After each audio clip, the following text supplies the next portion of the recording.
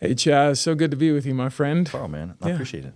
In this stunning space, I mean, me coming in from Atlanta, you coming in from Kansas City. Yeah. Both of us, I do love that as busy business owners, we have to fly to Houston just to hang out with each other. I know. Yeah. I know. This is actually, I had this realization. I've got one of our clients, actually one of my very first clients for Gathering the Kings, lives in Kansas City. And we see each other at the GTK events. Oh, that's hilarious. So you're like, I'll see you in Charleston. Yep. Yeah. And we've seen each other a couple of other times, but our boys are about to start doing BMX together. So we're going to see each other a whole lot more. That's awesome. But it's just so funny. We've laughed about it many times. It's just like, we've sold some houses together, but outside of that, it's like, we'll see you at the next one. See you when I see you. That's amazing.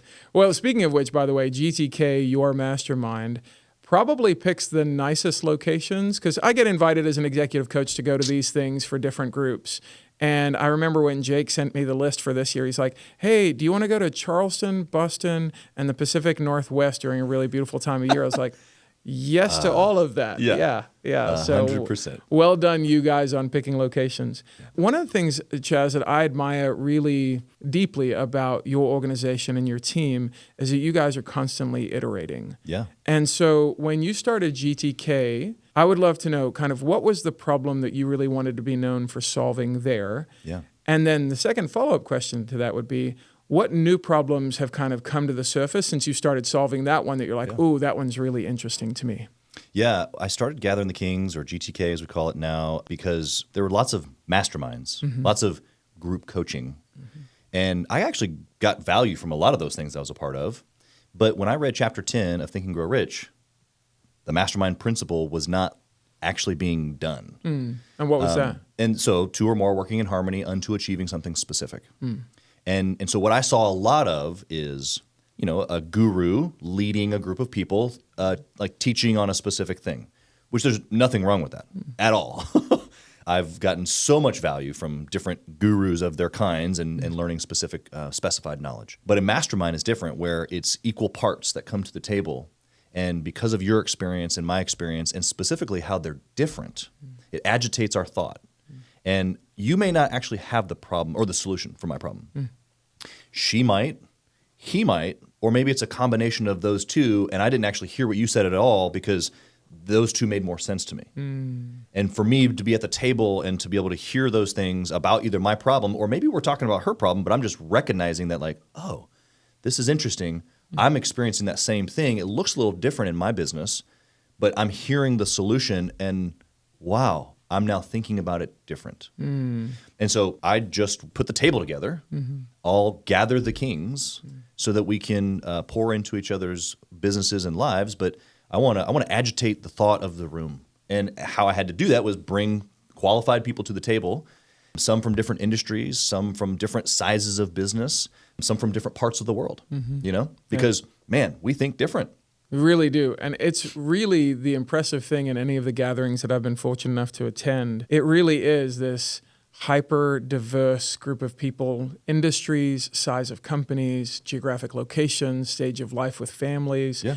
And like you said, it's very interesting for me, an owner in my, coming into now my real mid-40s, to be with an owner from the Pacific Northwest in his late 20s, and then a thought leader in his 70s. And to go, how did everybody get an equal space at the table is a real testament to you and your teams being able to create that. And so the question I would have from that is, so the problem that you were solving was what, by bringing these people to the table? Yeah, the problem individually was isolation, right? It's entrepreneurial isolation. We all know what it feels like to look around and be like, am I crazy? Am I the only one that thinks like this? Or that, most likely it's not necessarily that you're the only one. It's just that when you look around in comparison to the people that you're doing life with, you're extreme or intense or, antisocial, even though we might be some of the most social people. Right. I don't want to be social with you because we're not going the same direction, and that sounds harsh. Yeah. And we have these conversations in my house all the time because my wife loves people. And I love people too, but I love to get intentional with my time with the right people who are going to help us achieve the things that we've already preset, our goal, our mission, as a family or as a business or whatever. And so, and I learned that a long time ago, just in personal development. It's like, if this is the target, this thing in front of me, whether it's the thing I'm going to eat, the person I'm going to hang out with, the place I'm going to go, does it serve me? Does it serve me to get here? And if it doesn't, you just don't do it. I remember this from our first lunch together. So you had flown out to Atlanta to come and hang out with me. And I was like, okay, let me take you to sushi.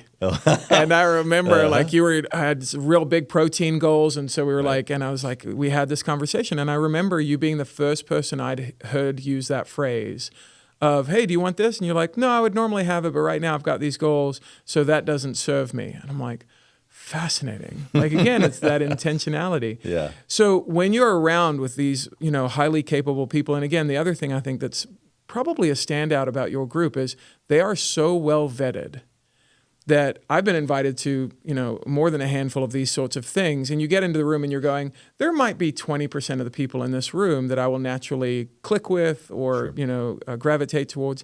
And the most difficult thing about your events is that for 2.5 days, it's like there's not enough time for me to connect with all of these people that are so great that you would want more time with. So well done on that part. But as you've been curating and cultivating this community of exemplary people, what have you noticed now is the thing that's coming to the surface for them? So you're like, hey, I got you to the table. I got you around other people. I've reduced your isolation. Yep. What are you now seeing as the next interesting problem that you're going, oh, that is fascinating, and I want to be a part of solving that?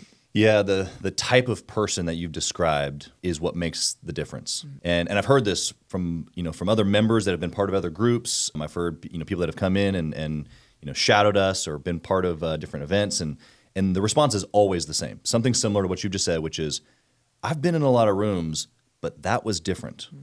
The conversations that I was having were completely different. Everybody was so down to earth, family oriented, growth-minded.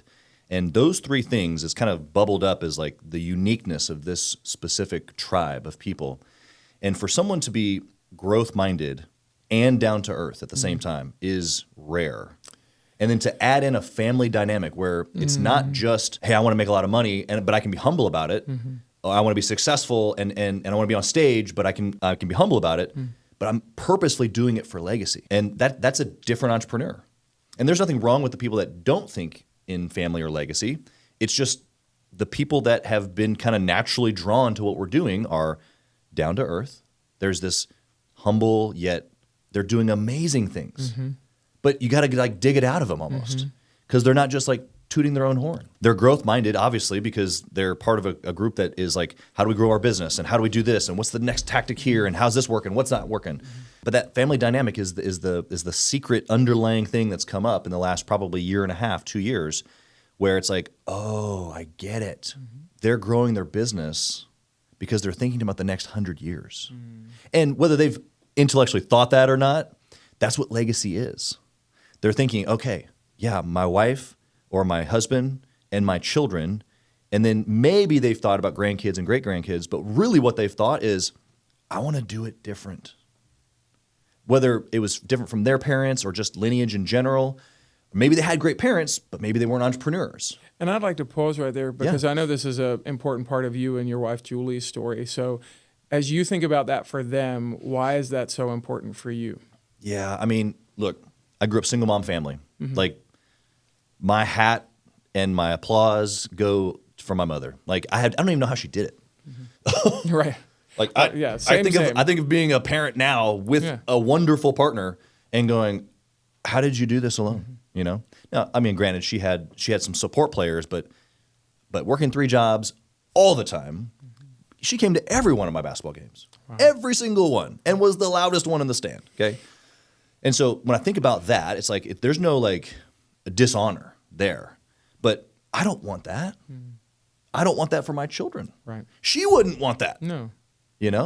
When I go up the lineage, there's not much family and marriage and joy, right? Wholeness in those wholeness. Spaces. That's a great way to say it. Wholeness, and even on Julie's side, it's broken families, and so there's not a whole lot of example. There's some, but not a whole lot of example, especially in our early years. I've met my dad since, and they have an incredible marriage, and my grandparents on that side have an incredible marriage. They've been married for almost 70 years.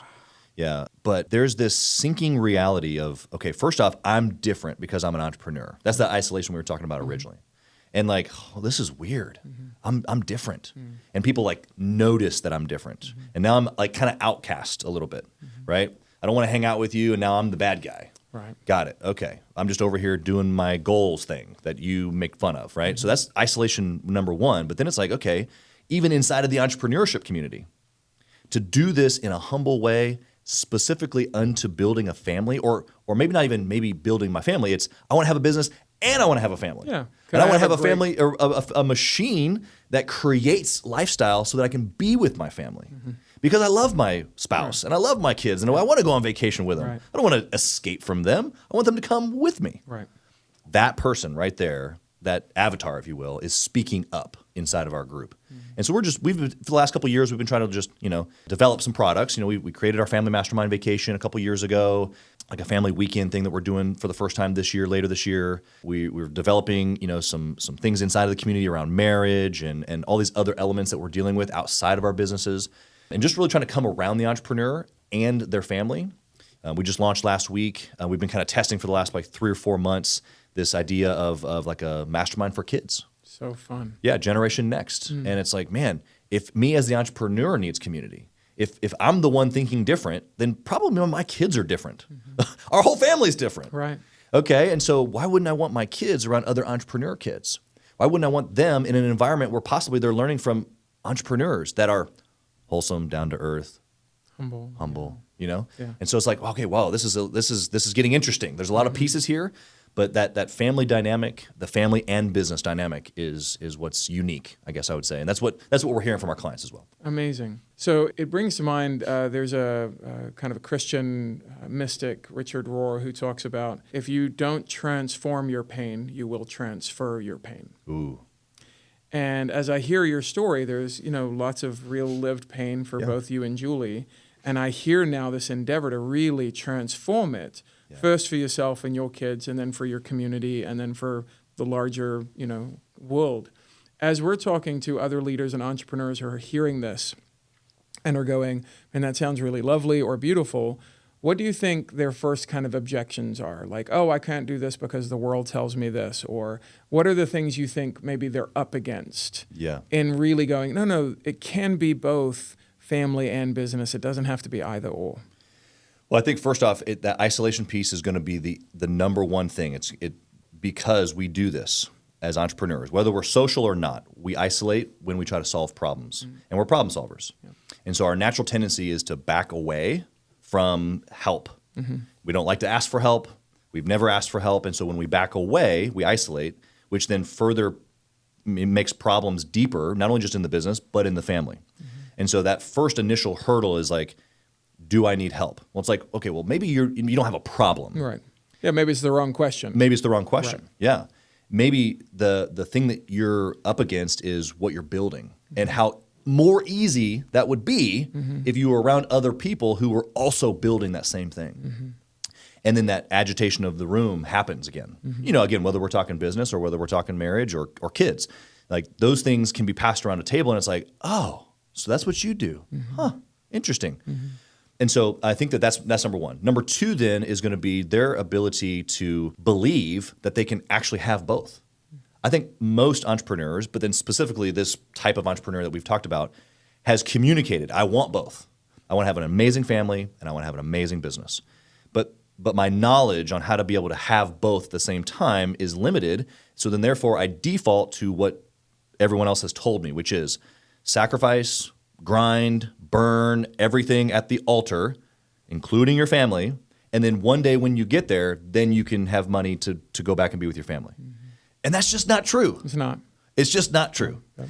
Now, I'll be the first one to tell you that there are seasons of grind. There are seasons of intentionality in your business or growing the team or growing the revenue, like whatever. Yeah. Right? Yeah. A 4-hour work week is not, attainable for most humans. Yeah. And then the flip side of that coin, Carl, is, well, right now, maybe you've just got $1 million business or a $2 million business and you're trying to go to 10, but you take off every afternoon.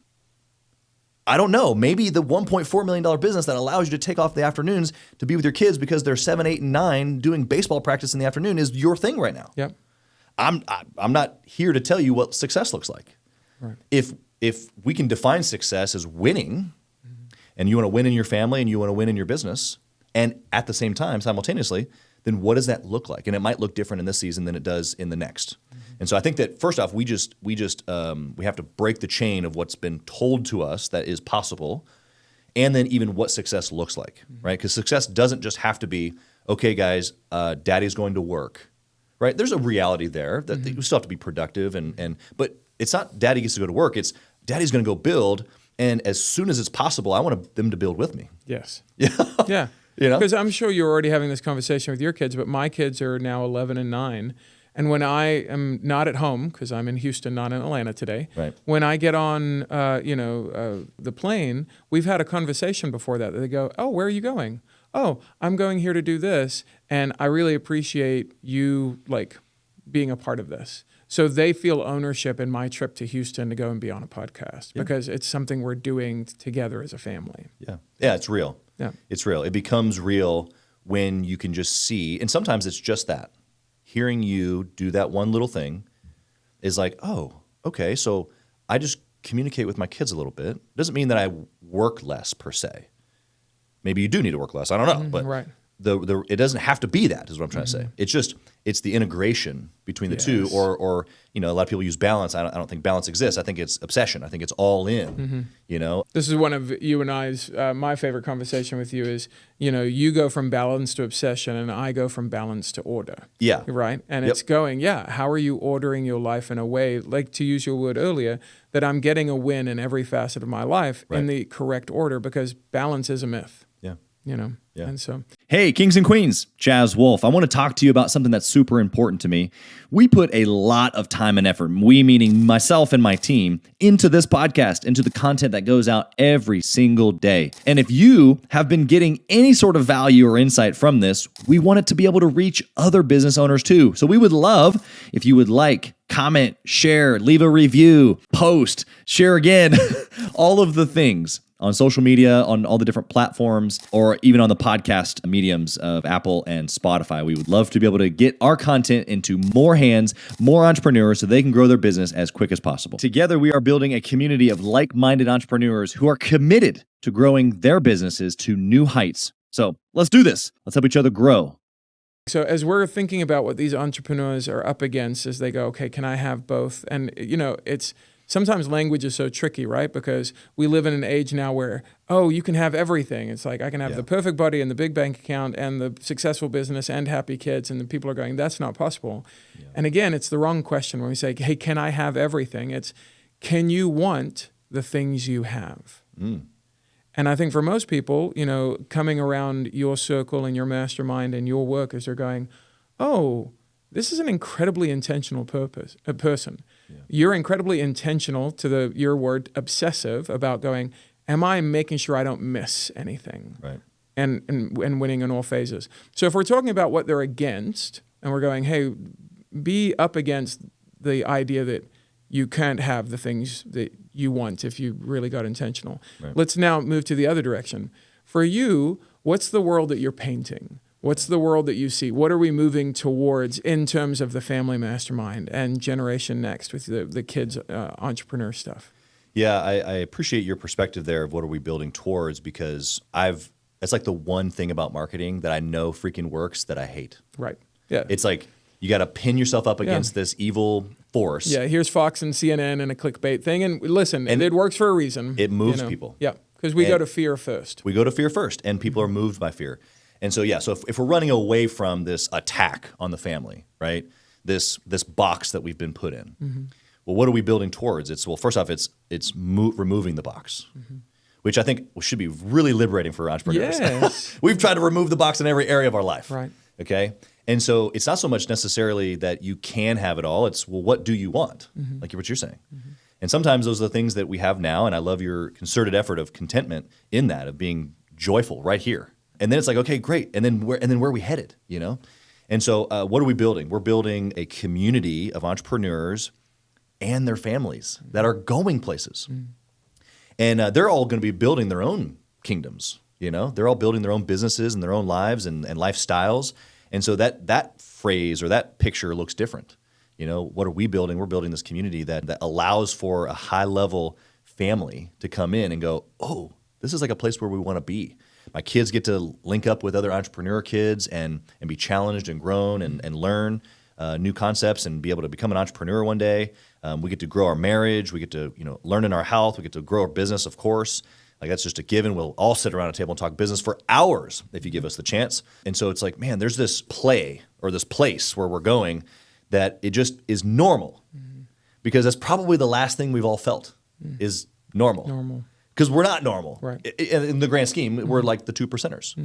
And so how can I just build a community of the 2%ers, but then even like a honed down group of that, like the ones that are like really intentional about this business and family dynamic, because what that impacts is the next generation.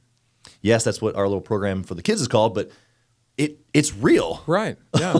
Yeah. Your kids, my kids, will do business together or with other kids that they've grown up with. And just like you and I shake hands and we've cross-referenced relationships and business and ideas and concepts and challenged each other, how much more for our kids to be able to start doing that at 11 and 9? Yeah.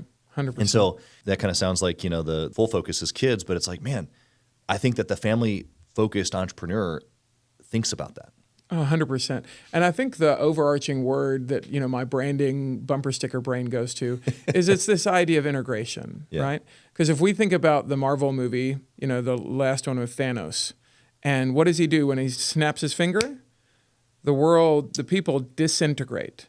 So this is what's happening in our lives. Our lives are literally ripping apart. Right. The person, then the marriage, then the parenting, then the business, because they're all fighting for space. Yeah. And what I see is so beautiful about your vision for the future is what happens if all of those things could come back together? What if they were to be able to integrate me in my own mind as going, oh, this could be normal. I could be okay. Oh, in my marriage, it could be this healthy. In my parenting, the kids could see me this much and we could be this connected. Oh, and I could empower them in such a way that this becomes the new normal. This becomes the next thing.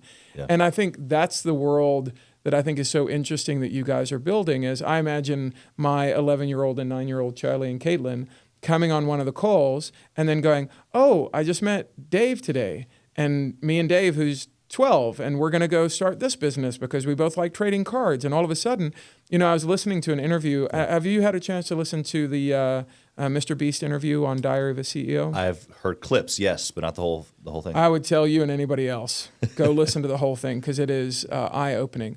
But this is a person who, exactly like you, he knew very early on he was wired differently. And he didn't know what to do with that. And so luckily his mom was like, yeah, go figure out that YouTube thing. There's no dad in the picture. Every time Stephen kind of asked about it, he's like, we're not talking about that at all. And so you could feel like, oh, there's some untransformed pain there. But this is a person who now his company is valued at more than 10 billion. Like he laughed away an offer for 10 billion because he's like, I know that it's worth more than that. Because as a child, he had to go and take that for himself. And luckily, this little thing called YouTube had started existing, and it was a place for him to go play. And the future that I see that I'm so excited about is, as much as I revere and admire and have endless respect for teachers and the world in which we live, our education system has never been geared for entrepreneurs, and it's only falling further and further behind. So I think it really is kind of a responsibility of parents now to go, hey, if I see any of this spark in my kids, how do I find them an environment to grow that? And then also your environment to go, hey, as entrepreneurs, your marriage might feel a little out of order because there aren't other couples like you. And then, hey, as the entrepreneur yourself, whether it's the husband or the wife, hey, we also have a space. So now you have this fully integrated ecosystem where it's for you as the individual, you inside of your marriage, and then you in your parenting and raising a young entrepreneurial-minded person. Yeah. What an incredible integration. Yeah, there's a power in that person, like you said, kind of realizing that I am different. And just like Mr. Beast, that becomes our identity, which unfortunately plays into the isolation problem that we all have dealt with. And so if we can break the chain of that, right, mixed with the coupling of breaking the chain of generational just family blah, and we're going to do it different and we're going to be intentional. I think that what that produces, you kind of mentioned it earlier, but it's just wholeness. It's this just uber level of fulfillment, and what an exceptional life. Like when you think about like, did I run the race well? I was kind of writing on the plane out here, just some of these concepts and some of the just storyline that was coming to me. And it was like, no, like I get to recognize who I am as this weird, intense entrepreneur who doesn't do life like hardly anybody that I know. And I get to be really, really focused on what's important to me. And oh, by the way, I get to lock arms. And I don't have to be ashamed by that is part of that step. But then I get to lock arms with other people that also share that identity, and then we run together. And then so at the end, it's like, oh man, we ran well. And what does that look like? We raised the kids, we raised the business, maybe you sell the business. I mean, who knows? But we can run the race well all the way through, and the steps along the way are the lifestyle pieces that we just get to create memories. The trip that we were just laughing about in Zion, and us climbing up the mountain together. It's moments like that was extremely purposeful. We were absolutely both there on purpose, but we'll both remember that as a stop along the way in the journey. Right. And the integration of that with our kids and how that works with other families. I mean, when I can think of our family mastermind vacations, my kids on night one immediately running around with other kids, and then me asking afterwards, because they played for like 3 hours the first welcome night. And oh my gosh, I saw you playing with 4 other brand new friends, and yeah, we're best friends. What are their names? I have no idea. It's like, wait, what? Yeah. But they couldn't wake up or couldn't wait to wake up the next morning and go play again. Yeah. And it's just like, okay, if I can create that at 5, 7, 9, and then, oh, by the way, mix in, at 8, 12, and 15, the entrepreneurial concepts and this normalcy, like you were talking about, is like, no, it's not actually, the government, the school, that's not the answer. And we as entrepreneurs have already figured this out for ourselves. We are the answer. Right. For our family, we got to take personal responsibility, and it's like, okay, here's what we're going to do. In fact, Jake and I were talking about a stat just the other day. Did you know 30% of registered voters say that one of their top hot buttons is that government should take better care of family support, because there are none. Things like the average $1,000 a month childcare, and the fact that most families go into debt to cover that.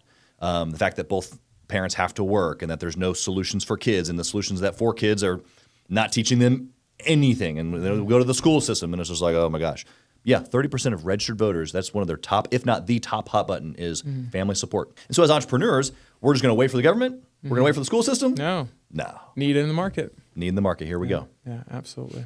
Well, Chaz, I can't tell you how excited I am for the future of GTK and all the things that you guys are building, and how much I appreciate this conversation, because I just think the world needs more 8-year-olds. And your ability to tell that story about being on a family mastermind trip and going, yeah, well, I don't even need to know your name. Let's just be best friends. And, you already know one of my life's goals is to help powerful people become more like the 8-year-old version of themselves, to dream and to have whimsy and wonder and go, well, but what if we fix this problem? Right. As opposed to, no, it's unfixable. Yeah. And so in line with that, as we kind of close out our conversation, if I'm an entrepreneur listening to this conversation, I'm going, I want these things that you're talking about. Yeah. And what would you be encouraging them to do next? Well, first off, take inventory that you don't have to be alone, that you probably are, even if you have people, but they're probably looking for a different set of value. If what we've been talking about is probably something you don't have, it's missing link of, okay, I need to fill that piece. And then as far as action to fill that, if that's with us, then they can go to gatheringthekings.com and fill out an application. But that's just, like you said, we're curated. It's like, we're not just interested in anybody, because that family-oriented, down-to-earth, growth-minded person is so rare. But when we put those people together, let's put those families together, it's just that powerful.